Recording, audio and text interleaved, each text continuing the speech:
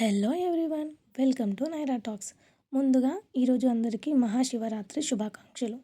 మహాశివరాత్రి ఎందుకు జరుపుకుంటారు అనేది ఈ వీడియోలో తెలుసుకుందాం. శివపురాణాల ప్రకారం ఈ రోజే శివుడు నిరాకార రూపం నుండి జ్యోతిర్లింగంగా అనగా లింగ రూపంలో మొదటిసారి ఆవిర్భవించాడు.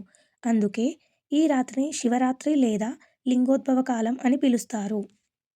అలాగే ఈరోజు శివుడు పార్వతీదేవిల వివాహం జరిగిందని నమ్ముతారు. ఈ రోజున శివాలయాల్లో ప్రత్యేక కళ్యాణోత్సవాలు కూడా జరుగుతాయి. భోలాశంకరుడైన శివుడు ఈ రాత్రి పారాయణాలు, అభిషేకాలు, జాగరణం చేయడం ద్వారా భక్తుల కోరికలను నెరవేరుస్తాడని, పాపాలను హరిస్తాడని విశ్వాసం. ఇంకా ఈరోజే సముద్రమథన సమయంలో వచ్చిన విషాన్ని అంటే హాలాహలం మింగి తన కంఠంలో దాచుకున్న శివుడు నీలకంఠుడిగా మారి లోకాన్ని రక్షించిన రోజుగా కూడా దీనిని భావిస్తారు. శివరాత్రి రోజు ఉపవాసం, జాగరణ, బిల్వదళాలతో శివలింగానికి అభిషేకం, రుద్రాభిషేకం చేయడం ఈరోజు ఆనవాయితీగా భావిస్తారు. ఎందుకంటే శివుడు అభిషేక ప్రియుడు.